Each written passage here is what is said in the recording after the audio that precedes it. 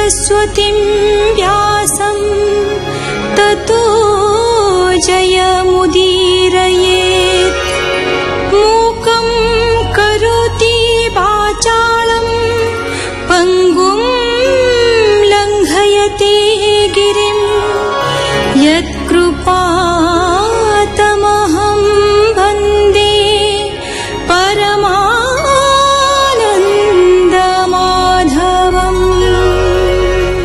राजसूय यज्ञ उपलक्षे पांडवंक दिग्विजय संपन्न होइछि।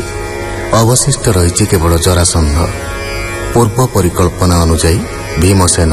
अर्जुन एवं श्रीकृष्ण ब्राह्मण वेश धरी गिरिव्रजरे पहुंची। जरासंध निकटरे अतिथि सेवा प्रार्थना करिछन्ति। सेमानक आकृति एवं कंठस्वर ब्राह्मण सुलभ नुहे बोली जानी मध्य से सेमानंकु अभिलषित द्वंद्व युद्ध प्रार्थना करने सुजोग देइछि। सुकौवाच भाजी पड़िले गदा तले हस्ती संग्रामे जेन्हे डाले सेवेनी गदा जहु गला अनेक कोप पूजिला। मुष्टि उंचाई महाकोपे प्रहार कले आपे आपे शुभई वज्र घड़ घड़ी पुणी प्रहारे आग बढ़ी। हेमंते बढ़िला संग्राम दैवे बेनी वीरे सम निरते समर बढ़िला शपथ विंश दिन गला। हेमंते रजनी प्रवेशे कृष्ण जे थिले भीम पासे कृष्ण बदन भीम चाही कहिला अंगुली देखाई एहाकु न पारिबी मुहि उपाय थिले कह तुहि। भीम वचने नारायण चिंतिले जरार मरण जरा राक्षसी जन्म काले संधान कलाबे निफाळे बोइला हुओ तु अक्षय के जानी पारे उपाय तोते करिब बेनिफाळ खंडे क्षपिब अंतराळ खंडे पड़िब सिंधु जले दहिब बड़वा नले तेबे से तो हर मरण एकथा जानी नारायण भीम शरीरे नरहरि तक्षणे निज तेज भरी निर्भय कले तार मन घोर सबदे भीमसेन चाहिला कृष्णर बदन तक्षणे प्रभु भगवान शत्रुर मरण उपाय तृण उपाड़ी देवराय भीमे देखाई नरहरि चिरिले बेनिफाळ करी तक्षणे चाहि वृकदर शबद कला महाघोर उत्ताने पड़िथिला भीम देहे बसिला गरुतम जराकु पकाइला तले तक्षणे उठी महाबले विष्णुर तेजे घोरनाद करी धइला बेनिपाद आकर्षि पादे पाद माड़ी आर चरण हस्ते ताड़ी देखंती प्रभु दामोदर बेगे फाटिला मलद्वार हुंकार नादे महाबल तक्षणे कला बेनिफाळ देवता देखंती प्रत्यक्षे खंडे फिंगिला अंतरिक्षे आर खंडक भूमि गते पड़िला कृष्णर अग्रते गज जेसने वृक्ष डाल लीलाए करे बेनिफाळ एकई चरण वृषण जघन कटी पृष्ठस्तन एकई भुज अंश धरी जेन्हे करते काष्ठ चिरी एकई नासापुट कर्ण चक्षु कपल देखी जन शुभई हाहाकार बाणी भीम उठिला शिर झुणी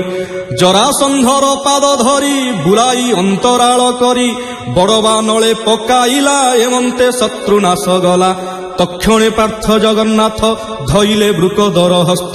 जय शबदे नरहरि भीमकु आलिंगन करी जरासंधर पुत्रे आणी नृप आसने चक्रपाणी बसाई निज जन मध्ये कृष्ण संचिले राजपदे बंधने जेतेक नृपति ताहंकु सुमरी श्रीपति पर्वत क्रोट मध्य गते गोविंद गले पाद गते से हरि चरणे विश्वास शरण जगन्नाथ दास इति श्रीमद्भागवते महापुराणे परमहंस्यां संहितायां दशमस्कन्धे उत्तरार्धे जरासन्धवधो नाम सप्तसप्ततितम अध्यायः। सुकवाच सुक बोलंती राय सुण रिपु संहारी नारायण গিরিকন্দরে বনমাড়ি রাজা নিরোধ স্থানে মিলি জরা বন্ধন দুঃখ সহি যেতে নৃপতি ধিলে তহি শুণ হে অভিমন্যু সুত দিনিয়ুত অষ্টশত দিগ বিজয়ী জরাসুর লীলাই জিনি নৃপবর বন্ধন করিଅছি বଳେ সর্বনৃপতি এক মিলে মলিন বস্ত্র পরিধান ক্ষুধার্তে দুঃখিত বদন তৃষারি কম্পই শরীর বন্দী ভুবন অন্ধকার দ্বারকু চাহান্তি নিরোଳି বিজয় কলে বনমাଳି দেখি সকল নৃপমণি অমৃত নিধি প্রায় মণি পিবা প্রায় চক্ষু দ্বারে কিয় বালিহিবে জিহ্বারে আঘ্রাণ করি না সারন্ধ্রে হৃদে ভিড়িবে বাহু বন্ধে এমন্ত ভাবে নৃপবরে নমিলে শ্রীকৃষ্ণ পୟରେ কিরীট সহিତରେ କରି প্রণাম কলে পাদ ধরে লভিলে কৃষ্ণ দর্শন হত হইলা দুঃখ শ্রম কর অঞ্জলি শিরে দেই বলন্তি কৃষ্ণ ত্রাহি ত্রাহি নমস্তে দেব দেব বর প্রপন্ন জন দুঃখ হর অব্যয় পুরুষ উত্তম শরণ জনক জীবন ঘোর সংসারে অধমুখে আম্ভে ভ্রমিলু অতি দুঃখে আম্ভে সকলে নৃপ দেহে শ্রীমদে নষ্ট বুদ্ধি মোহে এ ভূমি জিনিবার আসে ঘোর সংকট রণ ত্রাসে এক আরগিরি পুপাণে প্রজা নাসিলু অকারণে অতি নির্দয় কর্ম কলু তোর মহিমা পাশরিলু নিকটে ন দেখি মরণ বুদ্ধি দুর্মদ করষণ তু পুଣି কাଳ ରୂପେ ହରି ବଳେ ହରିଲୁ ଆମ୍ଭ ଶିରି ଯେଣୁ ତୋହର ଅନୁଗ୍ରହ ଆମ୍ଭର ଗଲା ଦୁଃଖ ମୋହ ଏବେ ସୁମରି ତୋ ଶରଣେ ପଶିଲୁ ଅଭୟ ଚରଣେ ତୋର ସ୍ମରଣେ ଆମ୍ଭ ମନ ଦଣ୍ଡେ ନ ଛାଡୁ ଭଗବାନ সংসার ভ্রমণ আম্ভর বেগিনী বার চক্রধর শ্রীকৃষ্ণ বাসুদেব হরি পরম আত্মা তুমুরারি হেমন্তে প্রভু চক্রপাণি রাজাঙ্ক স্তুতি বাক্য শুনি